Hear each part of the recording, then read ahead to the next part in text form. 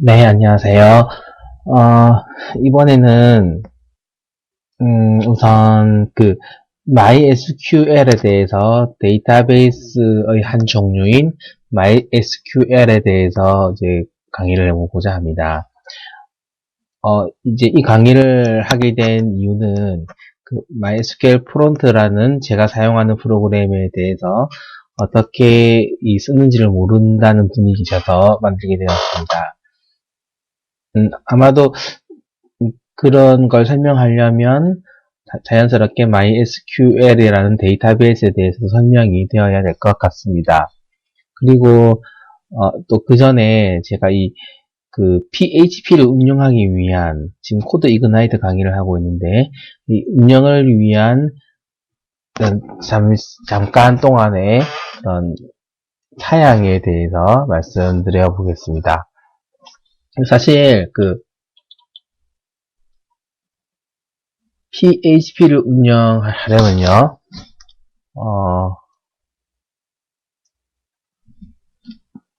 운영하려면 필요한 것이 뭐가 있냐면,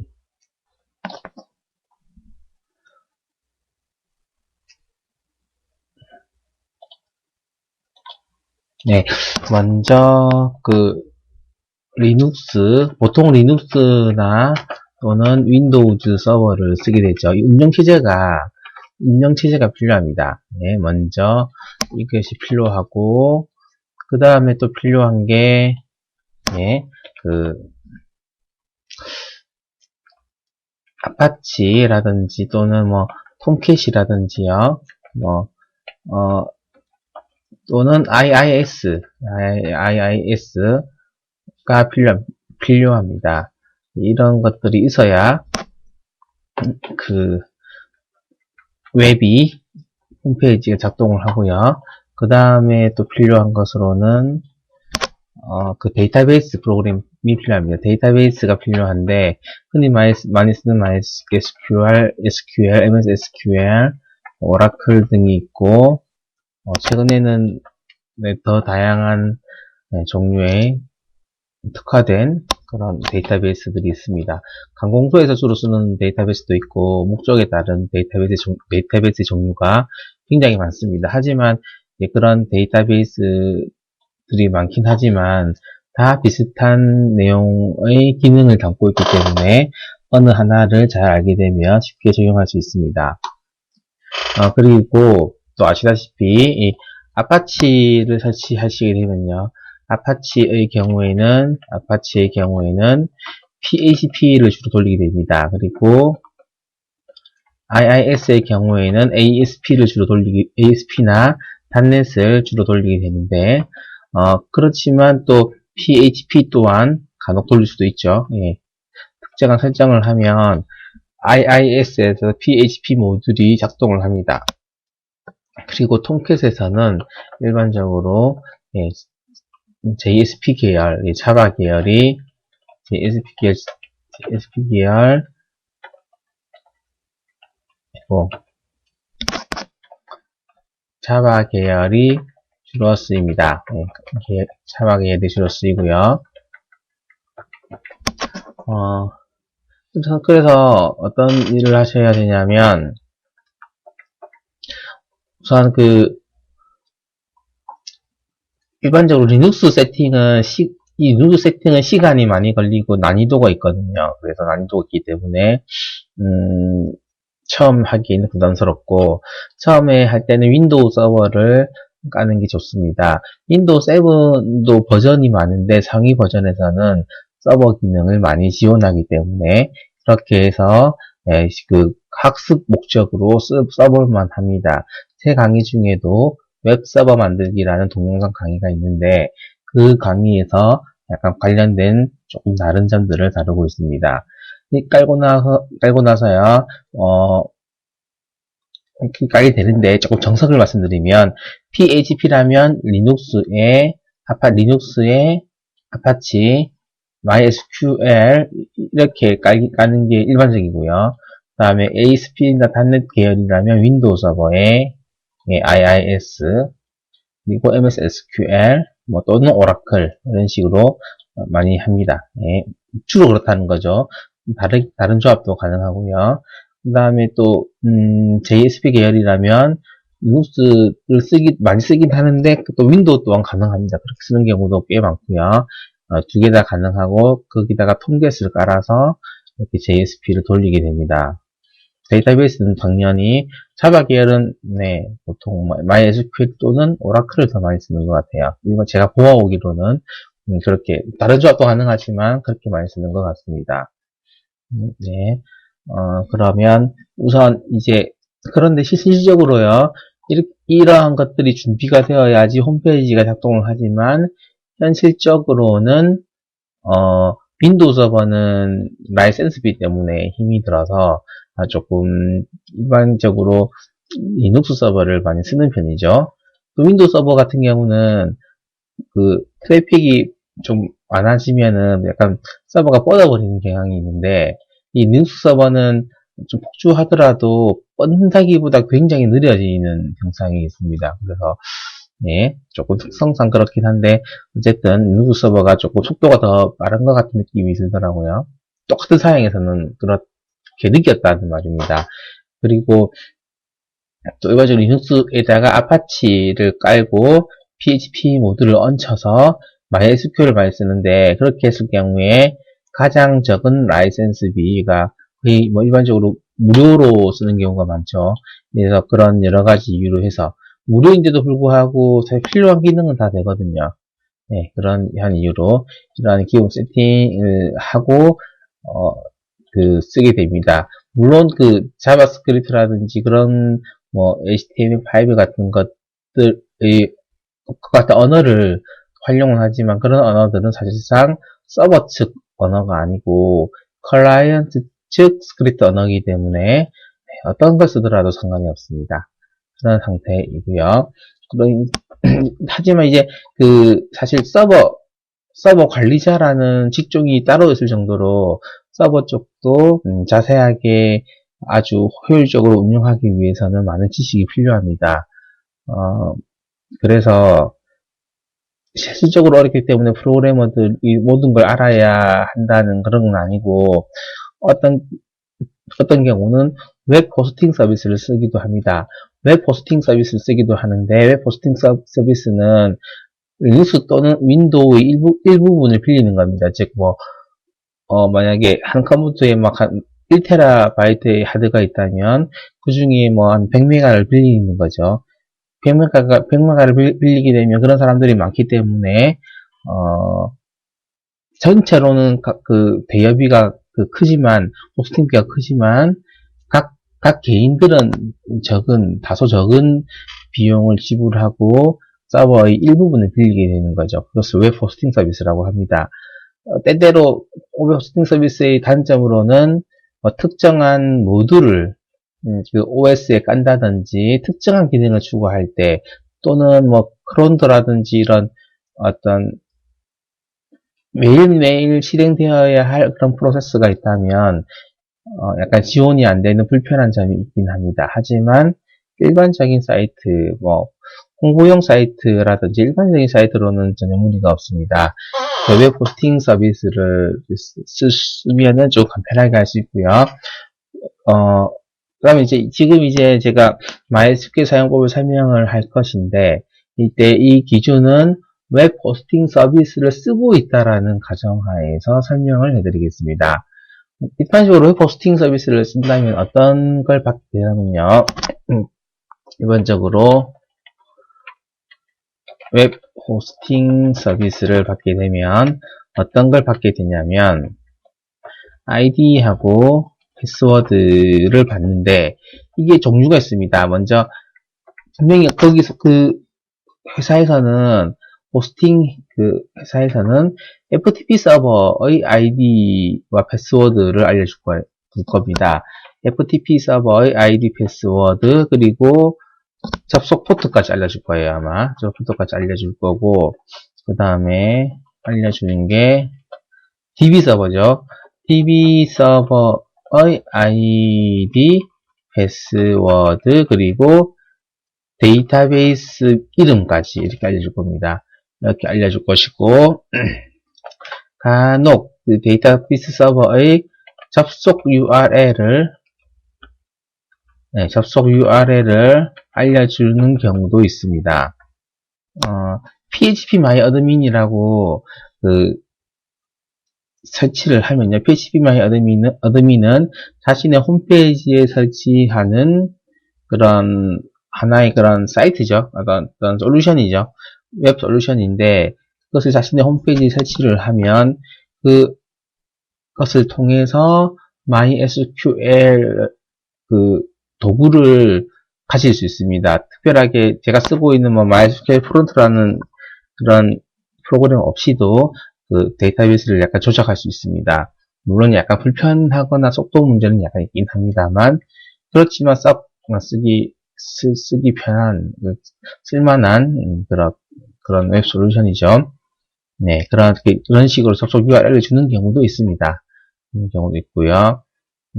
보통은 FTP 서버하고 DB 서버, 어떤 경우는 메일 계정에 대한 설명들이 들어가겠죠. 우선 여기까지만 하고요. 다음에 FTP 서버에 대해서 잠깐 설명드리면, 일반적인 FTP 서버의 그런 디폴트 포트라고 하나요? 기본 포트는 21번 포트입니다. 이 21번 포트가 기본 포트인데, 이게 디폴트입니다. 그러니까 디폴트인데, 종종 22번을 쓰는 경우가 또 있어요. 22번을 쓰는 경우가 있는데, 이때 HTTPS인가요? 하여튼, 갑자기 이름 기억이 안 나는데, 22번이 아마, SFTP인가 이렇게 해서 22번을 쓰고 있고, 또 22번으로 했을 때 아마 텔넷 접속할 때요. 텔넷 접속할 때 SSL이라죠. 그죠? SSL 접속을 서버를 모니터링하거나 서버에 대한 서버 콘솔에 접속할 때도 22번 포트를 씁니다. 네, 그때도 SSL라는 기능으로 접속을 하는데, 어쨌든, FTP 서버는 이렇게, 기본 FTP 형식이 있고, SFTP가 있습니다. 일반적으로는 이런 포트를 쓰기도 하고요. 보안상의 이유로 특정한 포트를 쓰기도 합니다. 400번대를 쓴다든지 488번 이런 식으로 특정한 포트를 쓰기도 하는데, 그것은 보안적인 이유고요. 그런 경우라면 호스팅 회사에서 관련된 정보를 알려줄 것입니다. 그리고 DB 서버도 이렇게 설명을 하고요. 네, 이 정도에서 조금 설명을 드렸고, 다음에 이제 더 중요한 게 데이터베이스에 대한 설명을 약간 좀 드려야 될 것 같아요. 데이터베이스에 대해서 설명을 드려야 되는데, 사실 데이터베이스 같은 경우는 약간 공간적인 개념이 좀 약간 많죠. 어떤 경우는 오라클 같은 경우는 테이블 스페이스라든지 그런 개념들이 들어가고요. 또 MySQL에서는 가장 일반적으로 데이터베이스가 일단 MySQL 서버 내부 구조가 어떻게 되는지만 잠시만 간단하게 설명하겠습니다. 모든 데이터베이스는 동일하고요. 네, 그래서 데이터베이스들이 많이 있어요. 네, 이런 것들이 많이 있습니다. 아주 여러 개의 데이터베이스들이 아주 여러 개 존재하는 거죠. 데이터베이스들이 많이 있고, 일반적으로 호스팅 회사에서는 개인에게 이 많은 데이터베이스 중에서 하나의 데이터베이스를 부여하고요. 그리고 또한 MySQL에서는 많은 유저들을 생성할 수 있습니다. 아주 많은 유저들을 생성할 수 있는데요.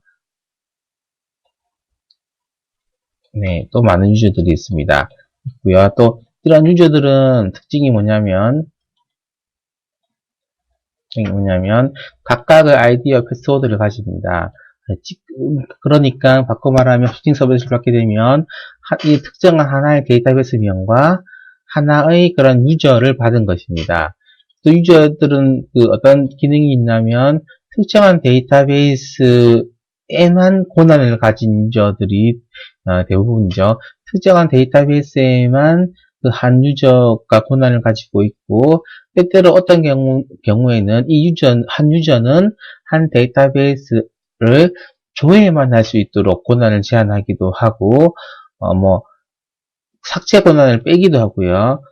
그 데이터베이스에는 그런 아주 다양한 권한이 있습니다. 다양한 권한들을 세부적으로 유저별로 설정하게 됩니다.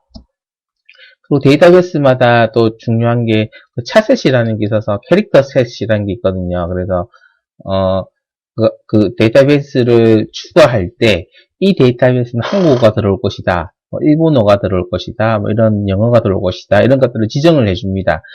지정을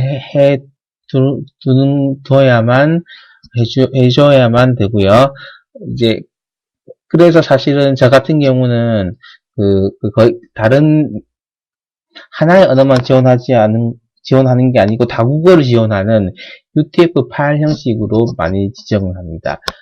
아마 그렇게 많이 하실 거예요. UTF-8로 해놓게 되면은 좋은 점이, 처음에는 홈페이지가 한국어로 개발되었는데 갑자기 일본어를 추가해달라고 하는 거예요. 그런데 데이터베이스가 UTF-8이 아니라면 좀 곤란해지거든요. 또 변환을 하고 해야 되기 때문에, 그래서 가능하면은 처음부터 UTF-8로 작업을 해두는 경우가 많습니다. 네, 캐릭터 셋이라는 개념 들어가고, 각 데이터베이스마다 할당된 용량도 있어요. 용량도 있고, 이 데이터베이스가 어느 디렉토리에 기록이 쌓이는지, 이런 것들 세부적인 설정부터 해서, 아주, 데이터베이스만 해도 아주 많은 기능들이 담고 있는데, 일단 개발을 하기 위해서 아주 세부적으로 많이 알아야 되는 건 아닙니다. 약간 꼭 필요한 것들에 대해서 설명을 좀 해드리겠습니다. 지금 제가 설명드렸던 것이 일단 홈페이지를 운영하기 위한 기본 사항이고요. 그 다음에 이제 조금 신경 써야 할 부분 중에서 MySQL로 한정시키겠습니다. MySQL로 한정시키는데, MySQL을 운영하려면 다양한 것이 필요한데, 그 도구들 중에서 제가 쓰는 MySQL 프론트에 대해서 설명을 해드리겠습니다. MySQL 프론트를 쓰는 이유는 정말 간단합니다. 이게 프리웨어 좀 무료로 쓸 수 있기 때문에 제가 쓰고 있는 경우고요. 아니라면 특히 많이 쓰지 않을 것 같네요. 네, 또 훌륭한 도구들이 굉장히 많은데 저 같은 경우는 그냥 정말 단순하게 무료이기 때문에 쓰고 있습니다. 예, 우선요, MySQL 프론트를 이제 열고 난 다음에, 사실은요, 이게 제가 하나를 주셨습니다. 옆에 보면은 사이드바에서 탐색창이 하나 있거든요. 이걸 원래 보이게 되어 있는데 없애버렸습니다. 왜냐하면은 개인 그런 서버 정보들이 노출되는 것이 두려워서 없애버렸고, 지금 보시는 이 테이블이 보이시는데, 이 테이블은 저희 한 데이터베이스의 테이블입니다. 코드 이그나이터라는 강의를 제공하는 그 데이터베이스의 테이블들을 보고 계십니다. 예, 아까 금방 전에 데이터베이스가 많이 존재한다고 말씀드렸죠. 그 각각의 데이터베이스에는 하나의 데이터베이스마다 아주 복수의 테이블을 추가할 수 있습니다. 지금은 저희 데이터베이스에는 3개의 테이블이 추가되어 있습니다. 이 3개의 테이블은요, 하나의 테이블마다, 각각의 테이블마다 레코드가 들어올 수 있어요. 레코드라는 것이 흔히 이제 우리가 직접 알고 있는 그런 하나하나의 자료들이죠. 네, 그런 자료들인데, 이 보드라는 테이블에는 레코드가 어떤 게 있냐면, 데이터 브라우저, 픽체 브라우저는 이런 것들이 보이고요. 필드들이 보이는 거죠. 조금 다시 설명드리면, 앞서 보드라는 테이블은 5개의 필드로 구성되어 있습니다. 필드의 이름은 각각은 코드, 타이틀, 컨텐츠, 네임, 어드 데이트입니다. 이 필드의 명칭은 제가 지정한 것이고요. 이것은 필드의 명칭이 그렇고, 각각은 이제 어떻게 구성되냐면, 이 코드는 데이터 타입이 int형으로 해놓았습니다. int형이라는 게 이제 정수니까, 1, 2, 3, 4, 5, 6, 7, 8, 9, 10, 음수도 포함할 거예요. 음수도 포함한 그런 정수형이거든요. 코드는 int 정수형입니다. 제가 그렇게 지정을 했고, 그 다음에 타이틀, 제목, 예, 게시판의 제목이죠. 제목은, 바차, 이거는 이제 가변형 문자라고 해야 되나요? 예, 이런 문자형입니다. 문자형인데, 최대 255자까지, 255자까지 쓸 수 있는 문자형입니다. 가변형은, 이제 제가 알기로는, 항상 255라는 공간을 할당해 놓게 되면, 255자 중에서 10자가 타이틀이 들어오게 되면, 10자가 들어오면은, 나머지 245자는 빈 공백으로 들어가는 경우가, 예, 일반적인 캐릭터 형태이고요. 박 캐릭터 형태는 그런 255개가 있었지만, 공간이 있었지만, 10자가 들어오게 되면은, 나머지 공간들은 없애버리고, 10개의 공간만, 문자 10개의 공간만 만든다라는 그런 개념으로 알고 있습니다. 네, 그런 개념을 알고 있고, 컨텐츠라는 그 필드는 제가 이름을 컨텐츠라고 지은 거죠. 이거 같은 경우는 타입이 텍스트 형태입니다. 텍스트 형태는, 보시다시피, 캐릭터, 막 캐릭터 형태나 캐릭터는 최대 문자열 개수가 지정되어 있습니다. 최신 버전에서는 박 캐릭터가 몇 자까지 지원하는지 잘 모르겠네요. 한 3000자까지 최대치가 3000자인지 그 이상인지는 잘 모르겠습니다. 하여튼 제한이 있습니다. 하지만 이 텍스트 타입은 아주 훨씬 더 큰 파일이나 문자를 저장할 수 있죠. 따라서 컨텐츠 내용에서는 텍스트 형태로 적습니다. 그리고 작성자, 네임 필드는 당연히 한 50자 정도로 제한했고요. 사실 더 적게 할 수 있습니다. 이게 길을 적게 하면 적게 할수록 데이터베이스 공간,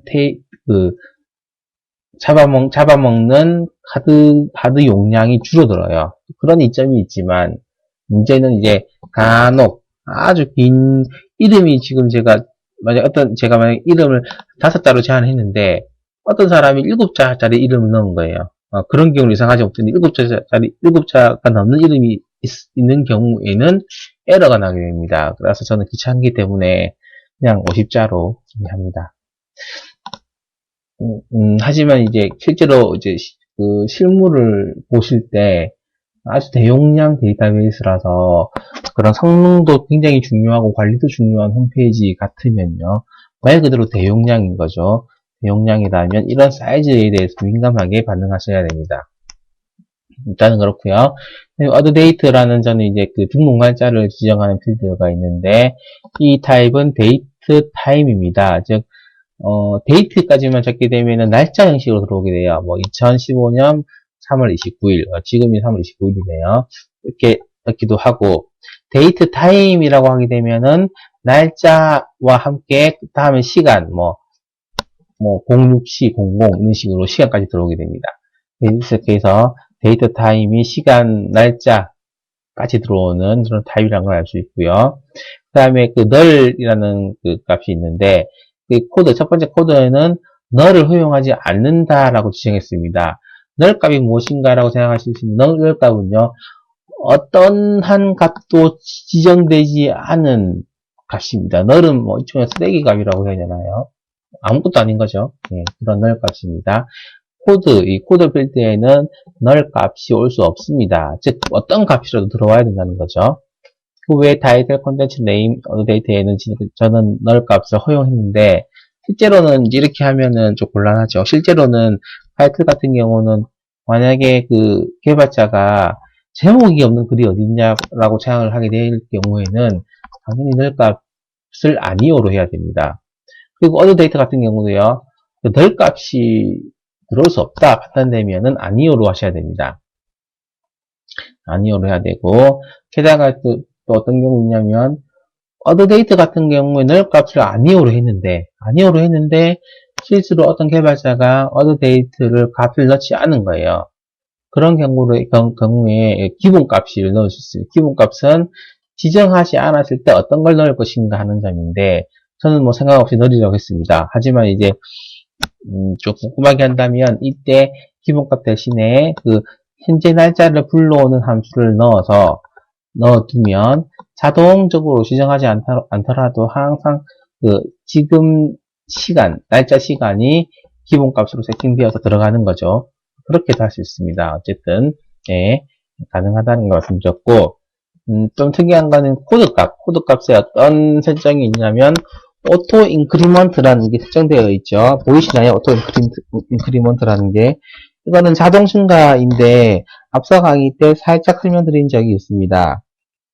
만약에 이제 그 레코드를 넣을 때 코드 값을 비우고 이제 넣게 되면 오토 인크리먼트라는 속성이 있기 때문에 자기가 데이터베이스가 알아서 1, 2, 3, 4 하면서 코드 값을 그 데이터베이스에서 지정해 줍니다. 이게 상당히 편하거든요. 이걸 안 해주게 되면 사실상 그 프로그래머가 직접 코드 값을 넣어야 됩니다. 유일한 코드 값을 넣어야 하는 거죠.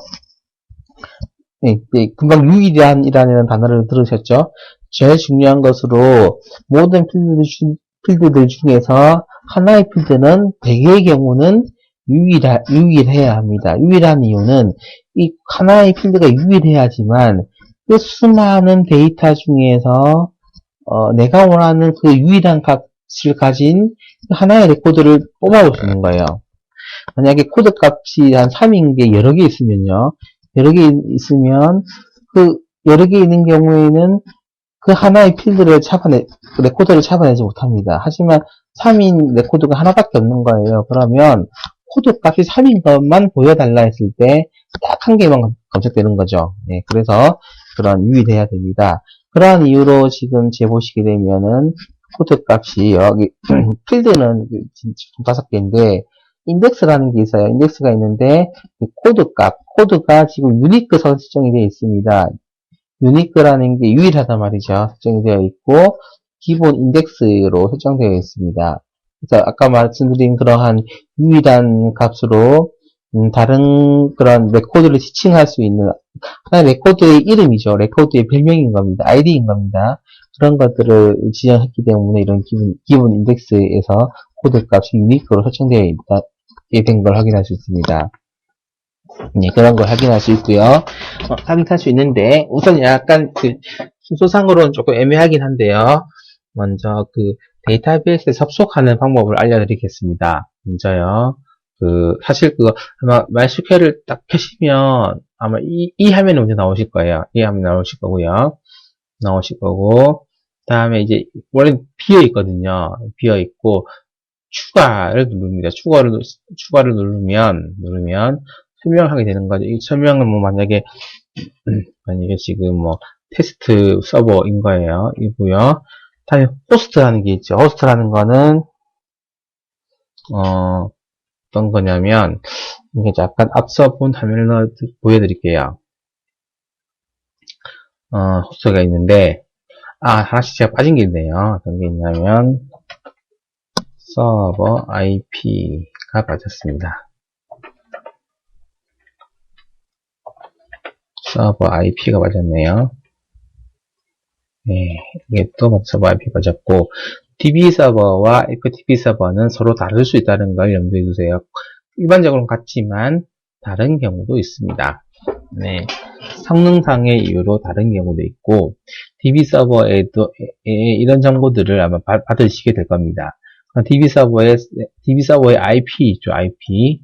그 IP를 이제 쳐야 됩니다. 만약에 뭐 66.2.244.243이다. 이런 IP를 알려준 IP를 치게 될 것이고, 포트가 있는데 그 MySQL 같은 경우는 디폴트 포트가 3306입니다. 하지만 대부분의 경우 이제 보안상의 이유로 이 포트도 변경하는 경우 많은데 일단은 뭐 디폴트로는 이게 많이 쓴다는 경우고요. 그 다음에 나머지는 손댈 거 많이 없고 아까 전에 제가 설명드렸듯이 ID를 적으시고 패스워드를 적으세요. 그리고 데이터베이스도 부여받은 데이터베이스 이름 적으세요. 그리고 확인을 누르면 이렇게 뜹니다. 이게 생기겠죠. 생기게 되고 더블 클릭을 딱 해서 들어가게 되면은 이제 들어가서 이제 처음에는 이제 왼쪽 편에 데이터베이스가 나오고요. 그 다음에 이제 이런 화면들이 그 옆쪽에 쭉 나옵니다. 저 같은 경우는 많은 데이터베이스 중에서 코드 이그나이트를 진행하는 데이터베이스가 선택이 되었고, 그 다음에 그걸 제가 숨김해 놓은 상태고요. 나머지 그 하나의 데이터베이스의 테이블들을 보고 있습니다. 보고 있고요. 네, 이 상태에서 이제 설명을 드렸습니다. 우선 제가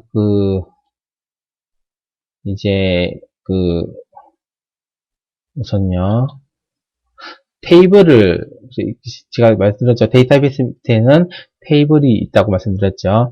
테이블을 어떻게 추가하는지 보여드리겠습니다. 추가해가지고요. 이 테이블이 없네요. 네, 그 테이블을 추가하는 걸 제가 잠시 중단했다가 보여드리는 건데, 어떻게 추가하시냐면, 제일 왼쪽에 제가 숨겨놓았던 데이터베이스가 쭉 나열되는 칸이 있다 하셨죠. 그 칸에서 이제 자신의 데이터베이스가 있을 거예요. 그 데이터베이스 이름에다가 오른쪽 마우스로 클릭을 하면, 쭉 이제 팝업이 뜨는데, 팝업 메뉴가 뜨는데, 그 중에 추가가 있습니다. 추가에 들어가면, 네, 마우스를 쫙 갖다 대면은, 옆에 또 어떻게 뜨냐면, 쭉 뜨는데, 목록이 뜨는데, 그 중에 하나가 테이블 추가입니다. 테이블 추가하면, 이런 테이블 추가되는 거죠. 뜨게 되면은, 이제, 먼저, 테이블 이름을, 저 같은 경우는 보드라고 해서 시행했는데, 이제 보드 테스트라고 해서 시행하고 있습니다. 보드 언더바 테스트라는 테이블 이름을 넣고, 타입은 그대로 두겠습니다. 하나하나의 테이블마다 목적이 있어가지고 속도라든지 그런 여러가지 개별적인 개성이라고 하죠. 그런 것들이 있습니다. 아시면 도움이 되고요. 그 다음에 저는 캐릭터 셋을 말씀드렸던 대로 UTF-8로 다 이렇게 지정을 해두겠습니다. 이렇게 하고요. 필드를 추가하겠습니다. 필드 첫 번째 값을 만약에는 값을 UID라고 하겠습니다. 예. UID라고 했고, int0이 있고, bigint가 있는데, 우선 int라고 지정하겠습니다. 앞서 제가 드린 설명들 때문에 어떤 걸 의미하는지 아시겠죠? 아실 거고요. 기본값은 당연히 제가 UID를 하나의 그런, 프라이머리 키라고 하죠. 앞서 말씀드렸던 유일한 그런 코드, 유니크 속성을 가지는 걸 프라이머리 키라고 그래요. 그래서 프라이머리 키로 쓰겠습니다. 따라서 자동 증가를 설정을 했고, 당연히 허용을 하지 않겠죠. 네. 이렇게 해서, 첫 번째를 지정했고요. 그 다음에, 설정을 하면, 네, 기본 인덱스, 이게 지금 UID로 잡혔네요. 네, 잡히게 되었고, 유니크 속성도 잡혔죠. 잡혔고, 네. 다음에, 그 다음, 또, 타이틀이라는 제목인데, 이번에는 서브젝트라고 하겠습니다. 255자를 넘는 제목은 네, 많이 없기 때문에, 여기까지만 적겠습니다.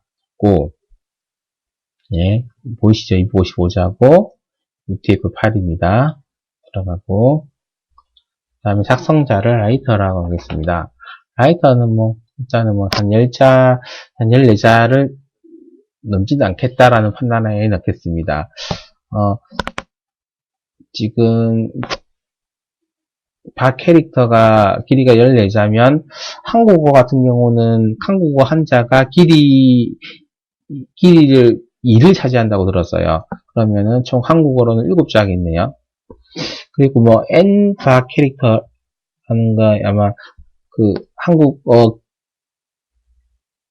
글자 수와 길이가 똑같다라는 그런 개념이 있었던 것 같기도 한데, 지금 확실히 기억이 나지 않습니다. 다만 이제 그런 개념이 있다는 것만 알아두시고요. 적당한 크기로 해서 또 추가하겠습니다. 그리고 내용은 말씀드렸던 대로 아주 매우 긴 글이 될 것이기 때문에 당연히 텍스트로 하겠습니다. 텍스트 보니까 타이니 텍스트라고 해서 조금 더 보다 작은 크기의 텍스트가 있고 롱 텍스트도 있네요. 네, 우선 있고 그 외에도 꽤 많은 여러 가지 그런 필드 타입들이 있죠. 네, 이런 것도 하나 있어서 자신에게 맞는 걸 쓰시면 됩니다. 꽤 많이 있는데, 차차차 이제 공부하시다 보면은 접하시게 될 겁니다. 우선은, 텍스트로 해서 또 올리겠습니다. 올리고, 또 데이트 타임은, now date라고 적겠습니다. now date time은 우선, 데이트 형식으로만 적겠습니다. 이번에는 데이트 형식만 적어볼게요.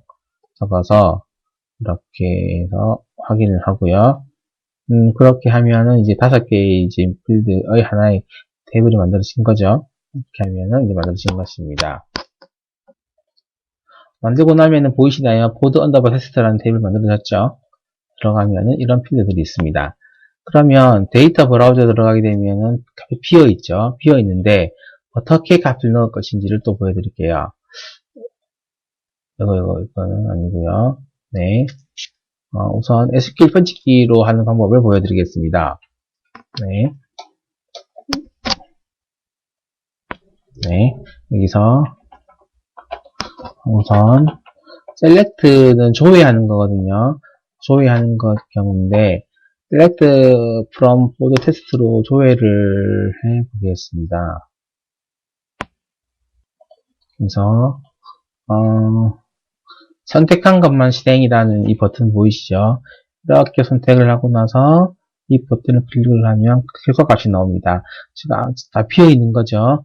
즉 select 조회했는데 이 board underbar test라는 테이블에서 로부터 all 이 별이 all 전체라는 걸 뜻합니다. 전체를 조회하세요 라고 하니까 여기 넣습니다. 그게 이제 조회할 때 쓰는 거고요. 그 다음에 하나의 레코드를 적어 보겠습니다. insert 추가하십시오.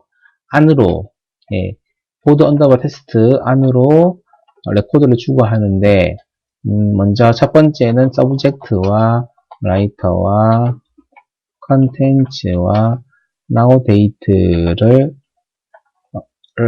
이 총 4개의 필드를 필드로 이루어진 하나의 레코드를 추가하겠습니다. 예, 지금 4개의 필드를 쓰겠다라고 정의를 내렸죠. 이 4개를 그 다음에 한 칸 띄우시고 values라고 적고 난 다음에요. 4개를 적어주면 됩니다.